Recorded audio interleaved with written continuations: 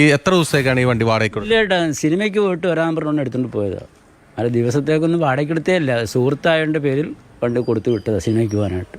അപ്പോൾ മഴയൊക്കെ ആയിട്ട് ഞാൻ കൊടുക്കാനും മടിച്ചു. അപ്പോൾ ചേട്ടൻ വിളിച്ച് പറഞ്ഞു കുഴപ്പമില്ല, എനിക്ക് അത്യാവശ്യമില്ല, ഒരു പടത്തിന് പോയിട്ട് വരട്ടെന്നും പറഞ്ഞു. വല്ലപ്പോഴൊക്കെ ഇങ്ങനെ അവധി വരത്തുള്ളൂ എന്നും പറഞ്ഞ് അങ്ങനെ കൊടുത്തു വിട്ടത്. കാർ വാടകയ്ക്ക് കൊടുത്തതല്ല എന്ന ഉടമയുടെ വാദം തെറ്റാണെന്ന് പോലീസിന്റെ കണ്ടെത്തൽ. വാടകയായി വിദ്യാർത്ഥികൾ 1000 രൂപ ഗൂഗിൾ പേ ചെയ്തിട്ടുണ്ടെന്നും അന്വേഷണത്തിൽ വ്യക്തമായി. 1000 ക്യൂ ചെയ്തിട്ടുണ്ട്. പക്ഷെ അത് വെരിഫൈ ചെയ്യണമെങ്കിൽ ഒരു അക്കൗണ്ടും കൂടി പരിശോധിക്കാണ്ട്. പക്ഷെ 1 അത് റെന്റിന് കൊടുത്തായിട്ടാണ് മനസ്സിലാവുന്നത്. അല്ല, അത് ഓൾറെഡി ആൻസേർഡ് ആണ്. അതിന് ലീഗൽ ആക്ഷൻ ഉണ്ടാവും. അത് അന്വേഷിക്കുന്നുണ്ട്. അയാൾക്ക് ലൈസൻസ് ഇല്ലെങ്കിൽ അതിനെന്താണ് ലീഗൽ ആക്ഷൻ ചെയ്യാൻ പറ്റുന്നത് വെച്ചാൽ അതനുസരിച്ച് ചെയ്യും. വാഹനയുടമയ്ക്കെതിരെ മോട്ടോർ വാഹന വകുപ്പും നടപടികൾ ആരംഭിച്ചു. ശരിക്കും പറഞ്ഞാൽ ഇത്തരം വാഹനങ്ങൾ വാടകയ്ക്ക് കൊടുക്കണമെന്നുണ്ടെങ്കിൽ റെന്റ് ക്യാബിന്റെ ലൈസൻസ് വേണം. ഇദ്ദേഹം അങ്ങനെയുള്ള ഓതറൈസേഷൻ ഇല്ലാത്ത ഒരാളാണ്.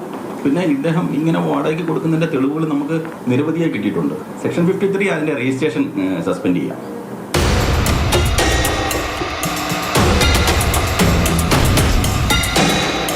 വാഹനം വാടകയ്ക്കെടുത്ത ശേഷം വിദ്യാർത്ഥികൾ കോളേജിന്റെ സമീപത്തുള്ള പമ്പിൽ നിന്ന് ഇന്ധനം നിറയ്ക്കുന്നതിന്റെ CCTV ദൃശ്യങ്ങളാണിത്.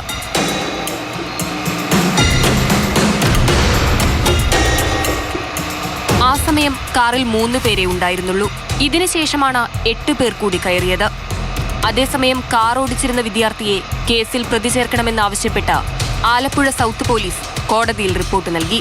അലക്ഷ്യമായി വാഹനമോടിച്ച് ജീവഹാനിയുണ്ടാക്കിയെന്ന സ്റ്റേഷൻ ജാമ്യം ലഭിക്കാവുന്ന വകുപ്പാണ് ചുമത്തിയിട്ടുള്ളത്. ഈ CCTV ഫുട്ടേജും ബാക്കിയുള്ള ഇൻവെസ്റ്റിഗേഷനൊക്കെ കഴിഞ്ഞപ്പോഴാണ് മനസ്സിലായത് ടവേര ഓടിച്ചിരുന്ന ആ കുട്ടിയുടെ അടുത്താണ് ഒഫൻസ് മനസ്സിലായത്. അതുകൊണ്ടാണ് മാറ്റിയത്.